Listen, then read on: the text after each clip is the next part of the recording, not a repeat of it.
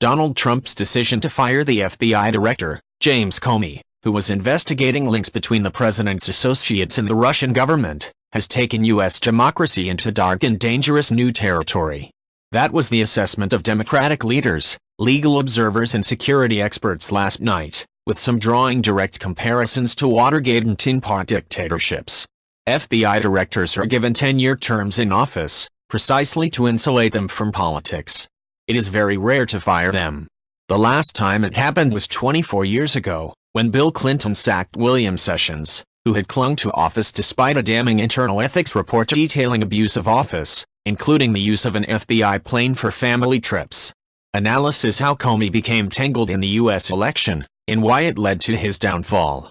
Tasked with overseeing an investigation into Hillary Clinton's use of a private email server, the now-fired FBI director earned the chagrin of both parties. Read more.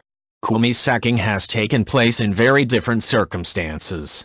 It came on a night when CNN reported that a grand jury had issued subpoenas in the investigation of the Trump camp's contacts with Russian officials, and after had confirmed to Congress that more than one person connected to the Trump campaign was the subject of an FBI counterintelligence investigation.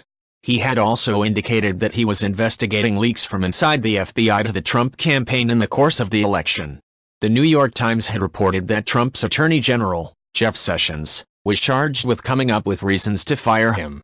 The official reason offered was Comey's handling of the inquiry into Hillary Clinton's use of a private email server for classified information. Comey's announcement in July 2016 that there would no be prosecution, while criticizing the Democratic presidential candidate and her aides for being extremely careless in their handling of classified material, is singled out in a memo by the newly appointed Deputy Attorney General, Rod Rosenstein.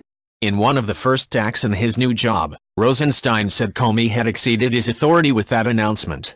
Comey was castigated from both sides for his handling of the Clinton emails. But Democrats were adamant on Tuesday that was not the real reason for his dismissal.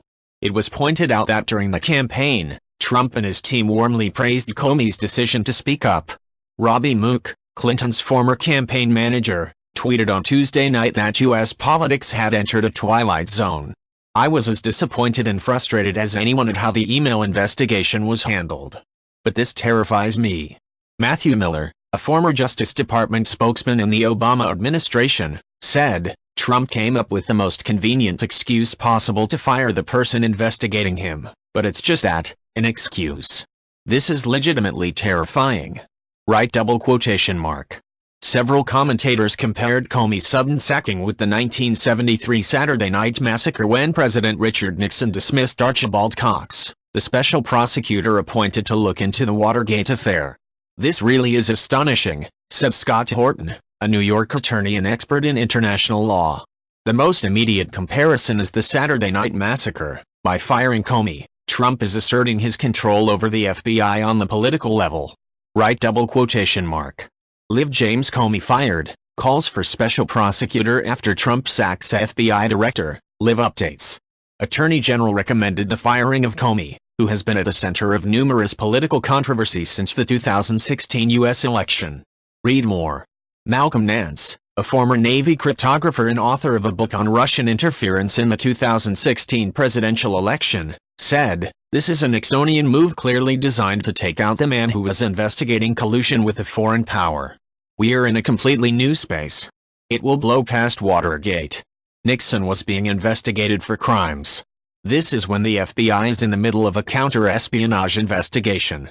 This is a spy hunt. We have never had that in the White House. This is third world dictator stuff." Right ? Jeffrey Toobin, a lawyer and legal commentator, called the move a grotesque abuse of power by the President of the United States. "This is the kind of thing that goes on in non-Toobin said. On Monday, a former acting Attorney General, Sally Yates, had given an account of her warnings to the White House, less than a week into the Trump presidency, that his National Security Advisor Michael Flynn had been compromised by Russia and was vulnerable to blackmail. It took 18 days before Trump fired Flynn, and he only did so after the details of undisclosed contacts with the Russian ambassador to Washington were leaked to the press." The White House spokesman, Sean Spicer, said Yates's warnings had not been acted on immediately because the administration had seen her as a political opponent. Trump, of course, also fired Yates.